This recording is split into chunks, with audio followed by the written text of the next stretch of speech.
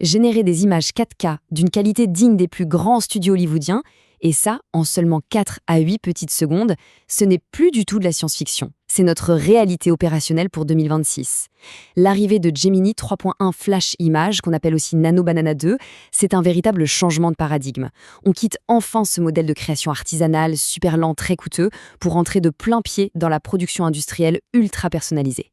Ce qu'on va faire aujourd'hui dans ce décryptage, c'est de regarder exactement comment transformer cette rupture technologique en une véritable machine à générer des revenus.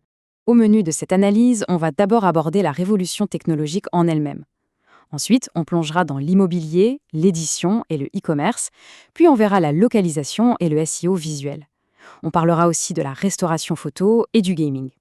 Et on finira par ce qui compte le plus, l'équation de rentabilité et le cadre légal.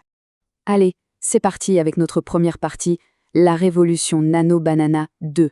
Concrètement, cette mise à jour réussit un tour de force technique absolument fascinant. Elle fusionne la vitesse fulgurante de l'architecture Flash avec l'intelligence, la profondeur cognitive des modèles pro. C'est littéralement ça qui démocratise la production de niveau studio. Si on regarde les chiffres de plus près, la résolution 4K est toujours là, intacte. Mais le temps de réponse s'effondre. On passe de 10 à 20 secondes à une petite fenêtre de 4 à 8 secondes. C'est divisé par 2. Et avec l'intégration du raisonnement profond, le modèle comprend vraiment la logique de la demande avant même d'afficher le moindre pixel. C'est cette baisse drastique de la barrière technique et financière qui ouvre grand la porte à la production de masse. Ce qui nous amène à notre deuxième partie, l'application concrète dans l'immobilier, l'édition et le e-commerce. Commençons par l'immobilier avec le staging virtuel. Aujourd'hui, générer $300 par propriété pour un pacte de 10 pièces, c'est devenu un standard tout à fait atteignable. C'est d'une simplicité redoutable. On prend la photo d'une pièce totalement vide, on tape quelques mots d'instruction et boum, on obtient un salon au design scandinave ou un magnifique loft industriel. Et le tout respecte la lumière naturelle et les dimensions à la perfection. La scalabilité est juste dingue. Une seule personne peut traiter des dizaines de biens chaque semaine, avec un réalisme qui justifie totalement le prix facturé aux agents immobiliers. La deuxième stratégie cible l'édition narrative, surtout sur des plateformes comme Amazon KDP. Le saint graal ici, c'est la cohérence visuelle. Et c'est là que l'outil brille. Il permet enfin de verrouiller l'identité d'un personnage. On crée un petit héros nommé Léo et on peut le mettre dans une forêt enchantée, sous une pluie torrentielle, ou faire un gros plan sur son visage, sans aucune dérive de son apparence. C'est bluffant. En plus, le texte est généré directement sur l'image, avec une haute fidélité.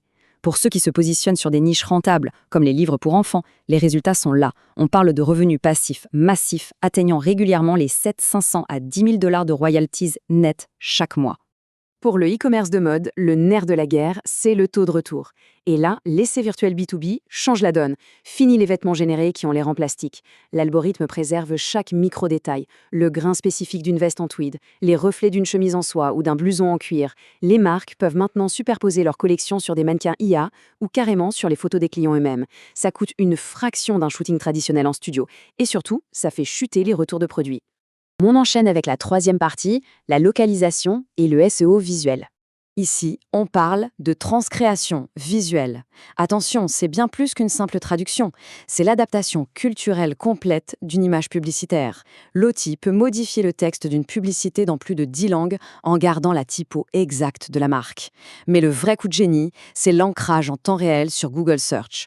L'arrière-plan peut être complètement modifié pour coller parfaitement aux rues de Tokyo ou aux terrasses de Paris, tout en gardant le produit intact au millimètre près. C'est typiquement le genre de service d'agence à forte marge qui est maintenant 100% automatisé. Faisons une toute petite pause. Si les stratégies abordées dans cette analyse s'avèrent utiles, c'est vraiment le moment idéal pour cliquer sur le bouton j'aime et de s'abonner à la chaîne. C'est ce qui soutient ce format et permet de continuer à produire ces décryptages en profondeur. Allez, on reprend. Le cinquième plan d'attaque, c'est le SEO programmatique. En 2026, on le sait, Google veut de la véritable expertise.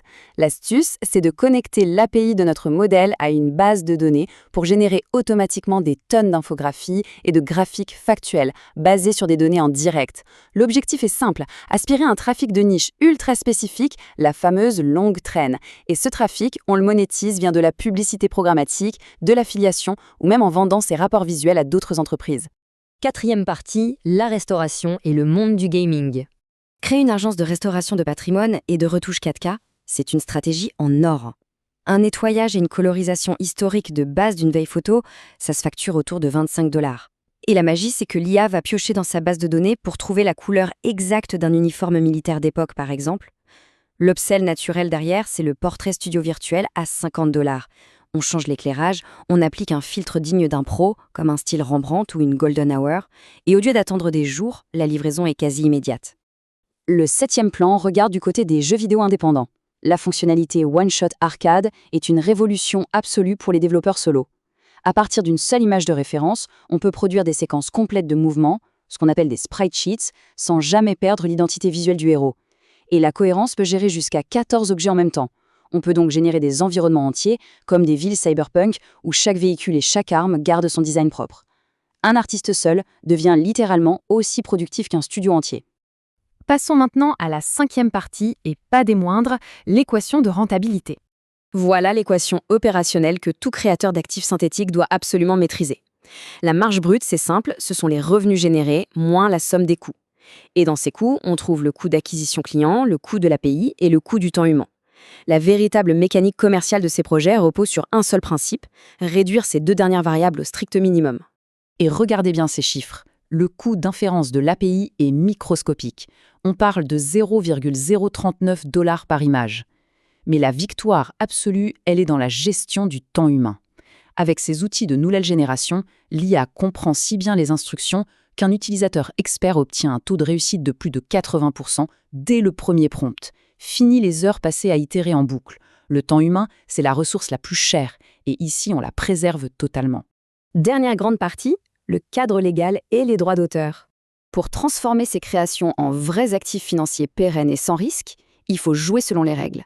La loi exige de prouver la paternité humaine de l'œuvre. Il y a 3 étapes incontournables pour ça. 1. La documentation. On garde tout l'historique des prompts et des choix créatifs. 2. La modification. Il faut utiliser un logiciel de retouche pour apporter des modifications substantielles. C'est ça qui crée la couche légale humaine. Et 3. La transparence. On intègre le filigrane invisible SynthD et les métadonnées C2PA. Ça prouve l'origine de l'image de façon irréfutable. On arrive à la fin de cette analyse et cette citation résume parfaitement l'état d'esprit à adopter. Ce n'est pas juste de l'automatisation, c'est une véritable extension de notre capacité créative. Ceux qui vont rafler la mise ne verront pas l'IA comme un simple bouton magique pour inonder le marché. Non, le succès financier optimal passe par un glissement stratégique radical. Il faut abandonner le marketing de masse pour embrasser un marketing de précision absolue, où chaque image générée répond à un besoin spécifique avec une qualité inégalable. L'opportunité devant nous est monumentale. Et le coût marginal pour créer une image de classe mondiale vient tout simplement de s'effondrer. Les stratégies sont là, posées sur la table, de l'immobilier à l'édition. Les mathématiques sont clairement favorables et le cadre légal est bien défini. La seule question qui demeure pour clôturer ce décryptage, c'est de savoir qui va s'emparer de ces outils, avec méthode et rigueur, pour prendre la tête de cette nouvelle économie visuelle synthétique en 2026. À méditer.